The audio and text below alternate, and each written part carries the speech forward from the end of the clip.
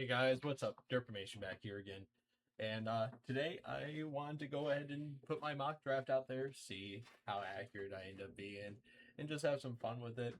So if you like the video, like, comment, subscribe, do all the fun things. Let's go ahead and hop right on into it. So first overall, you know, I don't know who the Raiders might take, but I'm expecting Mendoza. So here's where the draft begins officially, I believe. And I think that it's a pretty obvious decision. I think the Jets are going to go with Arvell Reese, especially with them canceling the visit with Bailey. They're saying don't look into that, don't too much, don't look into that too much, but you know, prototypical sizing, smart player, able to get to the ball, has a nose for it. Love him as a pick. Cardinals, I got him going ahead and going taking Sonny Styles here. Um, I wouldn't be surprised to see if the Cardinals traded back, especially if there's a buyer for Jeremiah Love, um, because I do think he is going to go with the Titans here in a second. Spoilers. um, but with Styles on the roster, I do think that he is the best improvement for the team, and he makes the team the most improved through their first round pick. As I said, Titans, I believe, will take Jeremiah Love. I think that he's just the best available option to assist with the Cam Ward project. It gives Cam another weapon. It gives Cam a reliable blocker in the backfield. It makes it so they can run it out of single back and I formation a lot more consistently and have that threat in the backfield be legitimate. Um, Here with the Giants, I'm gonna have them go ahead and take Caleb Downs. Generational safety might be considered a little bit of a reach. I don't care. Um, he's your ideal safety. If he was in any other draft, he would still probably be a top 10 pick as a safety. No ifs, says, buts about it. Here, I have the Browns making a little bit of a reach. I do believe that they're in love with Mekhi Lemon, and I think they are going to go for him. Helping Shadur out with some additional weapons. This draft is all about making Shadur work. You'll see that here in a little bit. But if I'm in the Browns front office, even if Shadur isn't the answer, right? Get everything ready. Have Shadur be your bridge QB. Even if he sucks next year, then guess what? You still get a top 5 pick. You know, Mekhi is the type of player where he needs a little bit of time to develop. The Browns aren't winning no Super Bowl this year. I mean, I wonder what the Vegas odds are on that. But, you know, if they were to and you go against my advice, you might become a millionaire on $100 bet. With this next pick, I do have Washington going ahead and jumping into the wide receiver slip and go ahead or slide, excuse me, and take Carnell Tate. I love Carnell. Very athletic, smart, good route runner. Would like to see a little bit better movement, getting separation, but he's a good route runner. He does get pretty good separation, but I would like a release to get a little better separation off of him. With this pick, I got the Saints going ahead and taking Bailey to go ahead and replace Cam Jordan. With the Chiefs here, I had them going ahead and taking Bain Jr. One of the best defensive players in the draft. They need edge, and him falling this far and going to the Chiefs, I mean, you'd be stupid not to take him. So with the Giants, I do have them taking Francis Mauigoa. I probably butchered that. But we're talking about, you know, rebuilding that team the right way. He has the same sizing as Lane Johnson. He's a little bit less fast than Lane, but he has all the strength to make up for it. Really good project. I wouldn't even say a project. I think he's a day one starter. He really reminds me a lot of Lane Johnson, the way he's able to step and that first step of explosiveness, and he lets people like get a little bit into him, and then he just kind of gets them locked in and finishes the job. So I take Francis at 10. And number 11, we got the Dolphins taking Mansur Delane. I really like that pick. Hoping he is the same player he is at LSU, because if that is the case, you know, He probably is the best corner in the draft if he ends up developing the way he was at LSU. Um, a true shutdown corner, and he also loves to blitz. So don't be surprised to see him get 2-3 sacks a season too.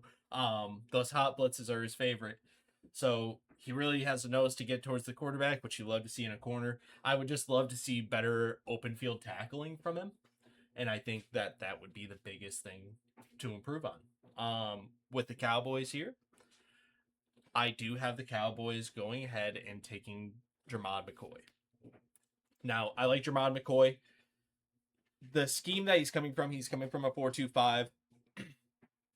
He's a really reliable cornerback. He was injured last season, obviously. And honestly, if he played last year, good chance he would have been a top 5 pick. Who knows? We never got to see it. But we do know that he is just truly a shutdown corner, and he is very, very good in man and zone. He struggles a little bit in press, but the fluidity and the pedaling and able to shift his hips, I love to see it. Um, Jermod McCoy and Mansour Delane, I think, are very close in prospect pick, like an overall big board, but they couldn't be more different as players overall.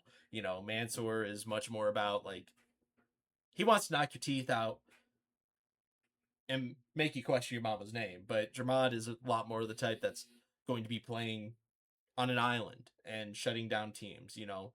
Um, I think Mansour does have the potential to be a CB1 in a large capacity. I think both these guys go onto these teams and make them better immediately as well. Onto this next pick, we're going to go ahead and go with the Rams. And, you know, I do think the Rams go wide receiver with this first pick just because it's such a wide receiver rich draft. And I do think they go Jordan Tyson here. If Makai Lemon was available still, I think that that would have been the pick. But I think Jordan Tyson does go here. He makes sense in the team comp position, and he fits in really well. Replaces that Cooper Cup hole that they've been feeling, and adds another weapon to complement Puka, and hopefully send Matthew Stafford out with another chip. Um, with the Ravens, as the Steelers fan, a lot of times, I have to sit back and be like, who would I love for the Steelers to take? And you know, I wouldn't love for the Steelers to take this player, but I would have loved to see the Steelers have this player, and that's CJ Allen. Um, CJ Allen is a stud. Um, this would be their queen replacement. We're talking about a good thumper, hard hitting, heady, smart. You watch him in zone coverage and the way he's able to drop on curl flats and everything, and he's able to be a robber, and he's able to do all this fun stuff to just make your team better at the linebacker position. You usually see a linebacker like that, and you're like, well, usually they're really good in zone coverage and they're not that hard of a hitter. That is not the case with CJ Allen. CJ Allen will light a fucker up, to put it politely. Very good player coming from that Georgia defense. I believe it's a 4-3. Um, very consistent player. Love to see him. Hate to see him with the Ravens, but I do think that he is the best pick for them here. With the Bucks, I have them going to go with an option here. I think the choice comes down to Messidor or Falk. And here's what it boils down to for me. These are going to be my next two picks, and I'd like to break down what they both provide. I think it's going to go back-to-back edges again. So I think that Akeem does provide a lot of value in his production, and you watch him on tape. There's things that you love. There's a couple things you don't like. You wish that his kit was a little bit more expansive, and you wish he had a little better size. But with Keldrick Folk, what he didn't have fully in production, he ended up turning around and making up for in prototypical size, 6'6", 285 pounds. He's a really good edge player. We're talking about a prototypical type player that is smart. You could probably plug him in day one for the Bucks, and you'd be good to go. And that's why I do take Falk here. I think Messidor has some inflation due to his stats, and I think Falk is the better player. But as I said, the Jets are going to pick the other poison and go ahead and take Akeem Messidor. We're trying to overhaul this defense, so we're refreshing both edges. It's gonna be awesome. With this pick, I have the Lions going and taking Spencer Fanau. I probably butchered that name. We're talking about a true knee biter. A guy that's going to be strong at the point of attack, very agile, good with his hands. He's a little light, um, so especially on bull rushes, you see him get beat.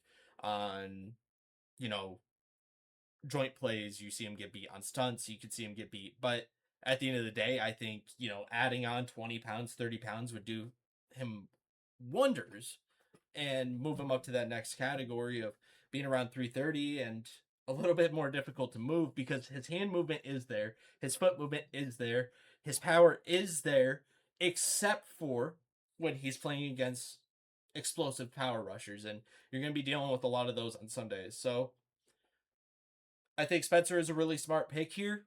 I think it makes sense. I think it fits with what the Lions want to do, and I think it would pair with Panay Sewell perfectly on the left side. Spencer goes on the right side, and you have that great Lions offensive line that Dan Campbell's become so known for, fully reestablished again. With this next pick, I do have the Vikings going ahead and taking. I didn't have it in my notes. Oh no! Who do I have them taking?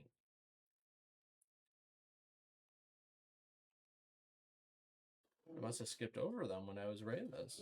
Oh no. Oh no. We'll have them take Emmanuel McNeil-Warner. I like that pick. Um, Emmanuel McNeil is just probably the most violent player in this draft. Very fast, super smart. Great ability to play zone coverage, especially when he's playing cover one and Tampa 2 up top, and he's playing those cloud coverages as well. He does a really good job playing coverage. He's a great run support safety, and that's what you're getting when you are getting Emmanuel McNeil-Warren. You're getting that run support safety with the ability to play really good coverage. He's essentially a linebacker when he's on the blitz because of his violence. He's got safety size, 6'1", I believe, and 210 pounds.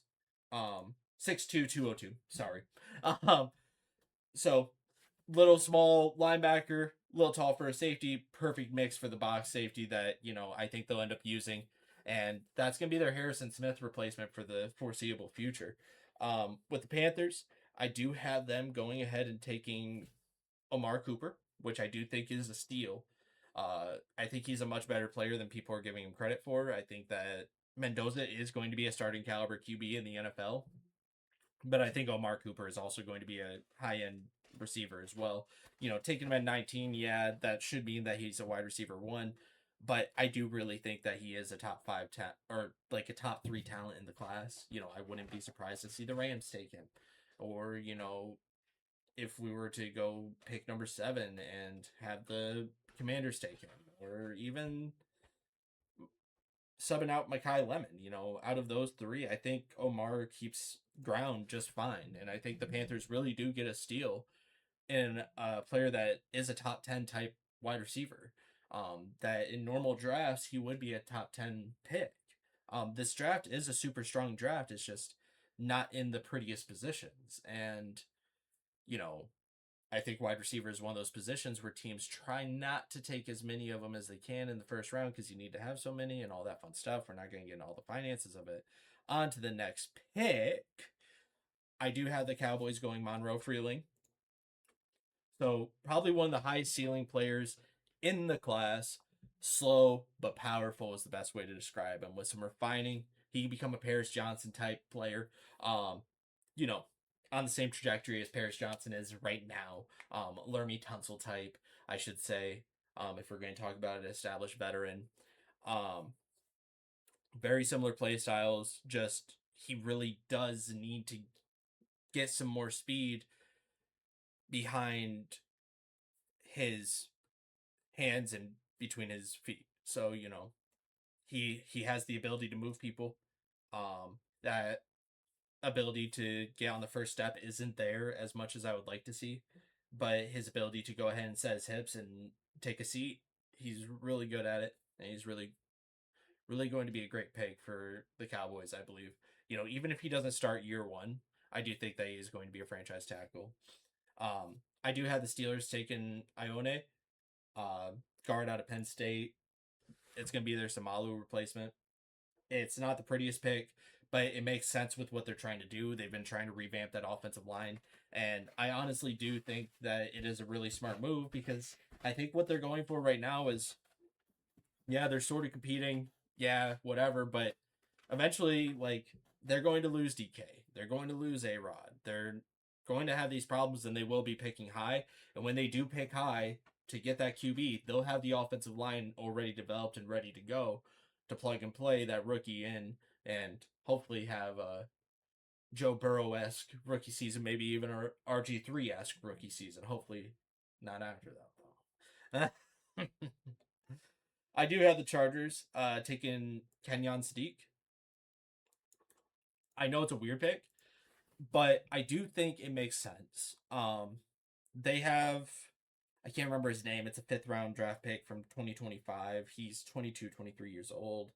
But he was all right. He went for like 800 yards last season, and you watch his tape, and he was really good.